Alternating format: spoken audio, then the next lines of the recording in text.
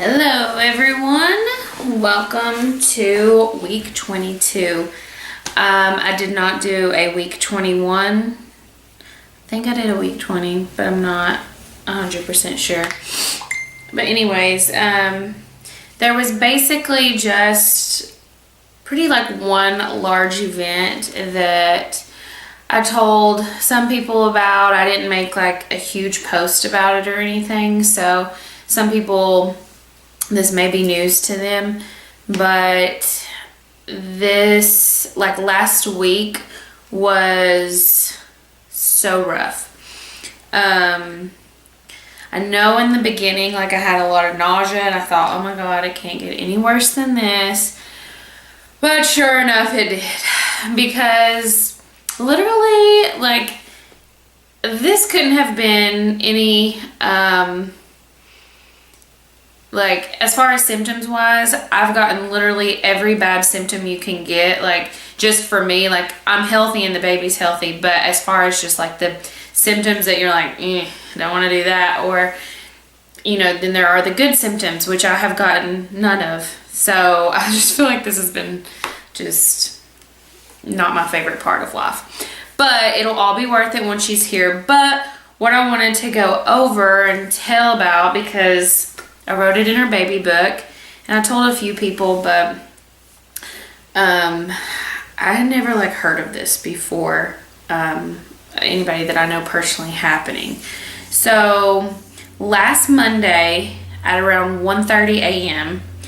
I woke up out of a dead sleep with these terrible stomach pains, and they started way up here and then kind of went down under my belly, just like all everywhere pretty much. And I was like, maybe I just have a full bladder. So I went to the bathroom, peed.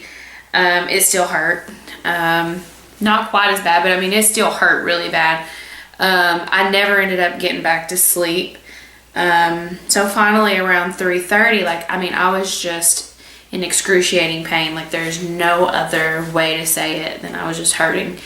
And so I was like moaning. I was like, oh my gosh, oh my gosh. And it woke Tyler up, which isn't hard to do. But he was like, what's wrong? And I was like, something's not right. Like, I've never felt this before, and something is just wrong. Like, I've got these really bad stomach pains. And bless his heart. And he was like trying to be optimistic. And he's like, well, maybe she's just rolling around or flipping around. And I was like, no, I know what that feels like. This is not that. This is not good, whatever it is. So I was like, you know what? I'm just going to call the ER. That's what they told me to do. If I had any questions, I could always call the ER and ask for the OB nurse. So that's what I did. I explained to her what has been happening, how long it had been happening. She's like, okay, you need to come in. I was like, okay.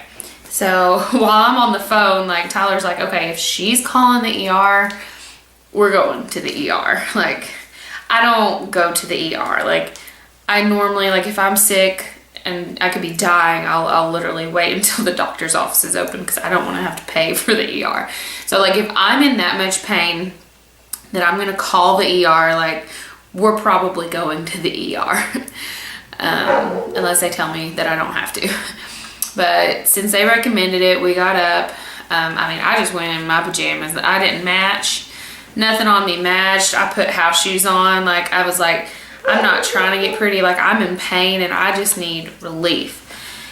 So we drive to Athens, which is my doctor. They put these like things on my belly, and I mean, I don't really, they look like belts with, I don't know, some kind of flat disc on it, and it was like picking up the baby's heartbeat and stuff. So they wanted to make sure like the baby was okay. What they found out was I'm 21 weeks at this point, like 21 weeks and 2 days or something, and I was having contractions that were like 20 seconds and frequent. And that's not good.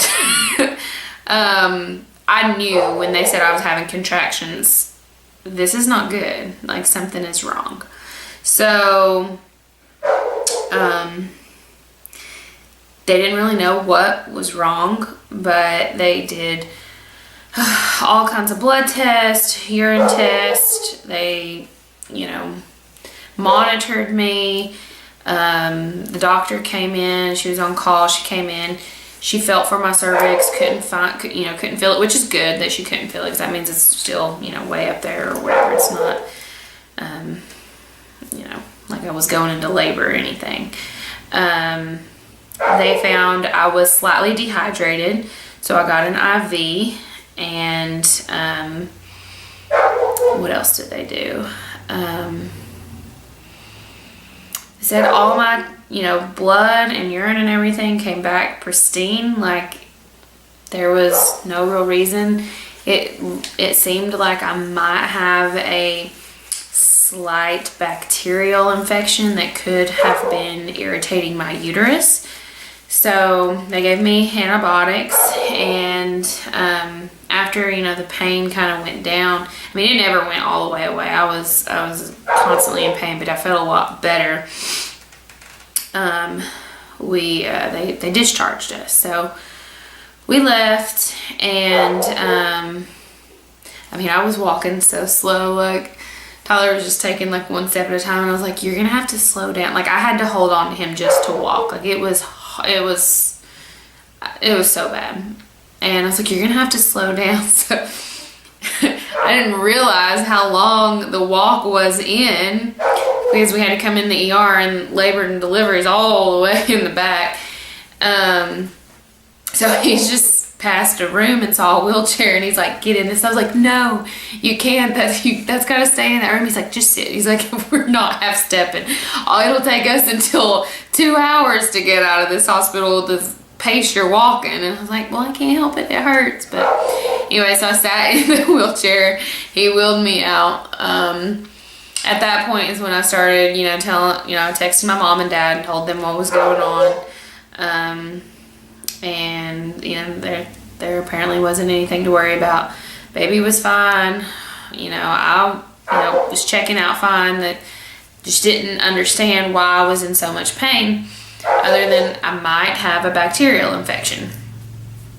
And they also say dehydration can cause contractions as well, which I did not know. So obviously I didn't go to work Monday, and Tuesday I didn't go to work, but I had to go back for a follow-up visit on Tuesday. So I went back, saw the same doctor, and they did more in-depth urine tests, and the pain had, went down. It was mostly just like, kind of like period cramps where that would be. It wasn't up here. It wasn't on either of my sides. It was just on this one side. And I guess the way that I was describing the pain, and after they did like the ultrasound and everything and saw that everything was fine, she said that it sounds like the way I'm describing the pain and how it's moved and how it's went down sounds indicative of, I think that's the right word to say, indicative, of kidney stones. If it is kidney stones, I just have to pass them, and then the pain goes away. So it's like, okay, so she's just like, drink a lot of water, it'll flush it out if that's what it is. We're gonna send these urine tests off and have them, like, they tested them in the lab at the ER, but they're gonna get more tests run on it and everything, and they'll call and let me know. So I did, obviously, I get on Google and I'm like, kidney stones and all the different kinds and what could cause kidney stones and all this stuff.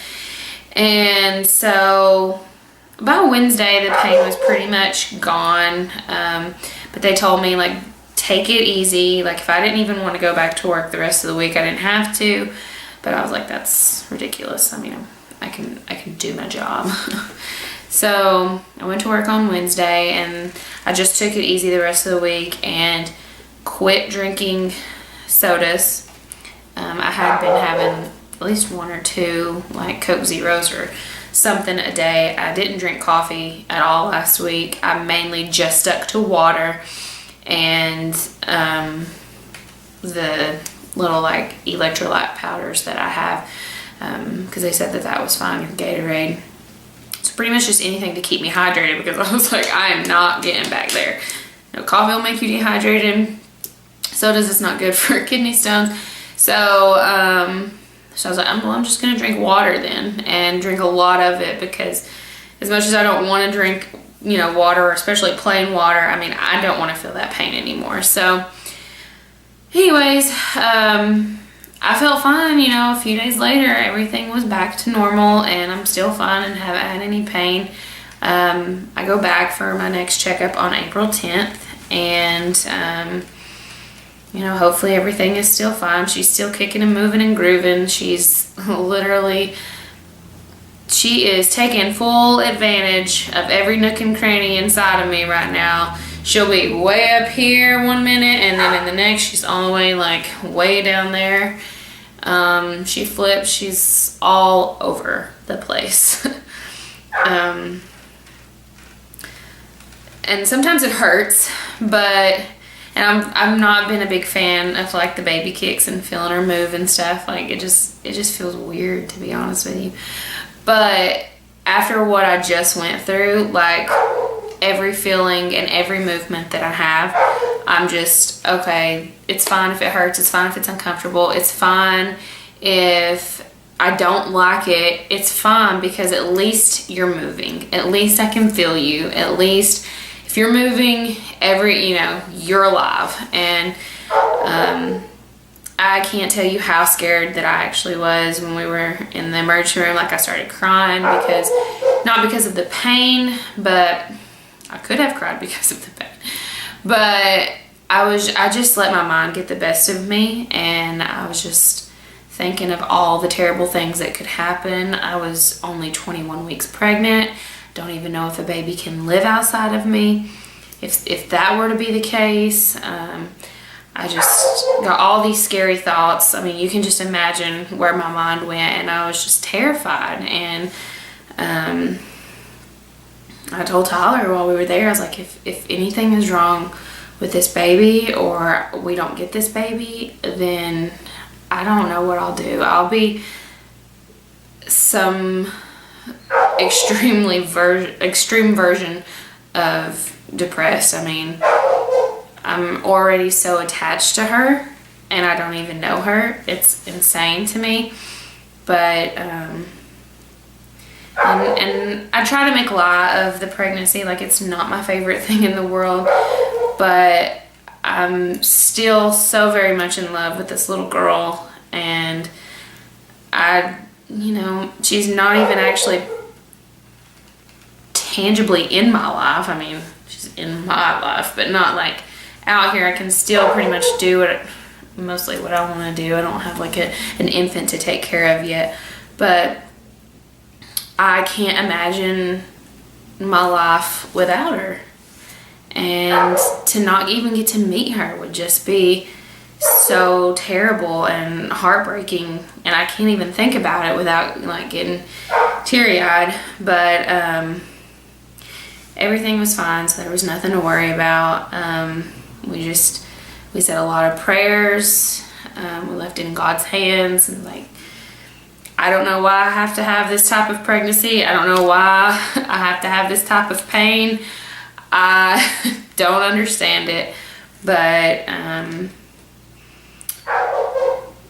it's just the path that I'm meant to walk down. So I'm just trying to, you know, not complain as much since then, because I know things could be way worse. I could not be pregnant. I could be trying to get pregnant and not be able to get pregnant. You know, there's so many other terrible things that could have happened or could still happen. So even though pregnancy is probably my least fun stage of life, I'm trying to just be more appreciative that my body can actually do this. At least it's not enjoying it, but at least I can do it. And I only have a little while left. I've got about 18 and a half or 17 and a half weeks really, and then pregnancy will be over for this one, and then we'll have our sweet little Ellie Grace, and I can't wait to meet her. and I can't wait to see Tyler meet her. I've, you know, pretty much from birth been a daddy's girl, so I'm just excited to see him have a little girl, and I'm sure she'll be a daddy's girl too. It's just a really sweet relationship, and I just can't wait to watch it and be, you know, sit front row for it. I think it's just the coolest thing ever. But anyways, that was pretty much my whole entire week. It just kind of revolved around the emergency room and doctors and calling them, and but everything is fine. I guess everything's cleared up. I personally, after doing my own research and after what the doctor said and after what I felt and how the pain moved and went away, I'm probably 80% sure it was kidney stones. And anybody who's ever had that can testify how painful it is. And then having that on top of pregnancy is just probably 10 times as bad. But I had never had them before, so I didn't really know. And I know they're, you know, more common in men than they are women, but I'll tell you what, I haven't had any more. I've had like 1 or 2 Coke Zeros, but like not like I was. I've still had, you know, I've been having coffee this week in the mornings because I have to, but I mean, you don't want to see me without coffee. It's not pretty. But I have been drinking a lot more water and making water a priority. And so just, you never underestimate the power of hydration, okay? Especially if you're pregnant. I know I was drinking a lot more water before I was pregnant, and like, I just, like, trying to chug water right now just doesn't do anything for me. It just sounds awful, but the alternative is much worse. So anyways, that was week 21. I'm still late doing these videos. Technically week 22 in 3 days. It's Tuesday. So this Saturday I'll be 23 weeks and hopefully have something else to report. After taking a week off, I don't think I'm going to do these every single week, but maybe every other week or just whenever something happens, because some of the weeks just kind of run together and nothing exciting happens. There's not a lot to report on. There's not a lot to say.